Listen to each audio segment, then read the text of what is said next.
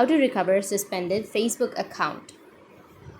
So if you want to recover your suspended Facebook account, then what you need to do is first make sure that you have an internet connection. After having your internet connection, now you need to open up your Facebook, and on your Facebook notifications, if your account was suspended, then you will receive a notification about your Facebook account has been suspended and why your account has been suspended. So the examples of the things that Facebook doesn't allow is creating an account that looks like it belongs to a celebrity, or using a photo of someone famous to deceive people, or creating a page that pretends to speak for a public figure like a politician. And if you've got suspended, you can open up your Facebook, go with the notifications. Under notifications, you will have we suspended your account. You need to tap on that notification, and then you need to go with read more about this rule, or just go with continue, and it will help you to unsuspend.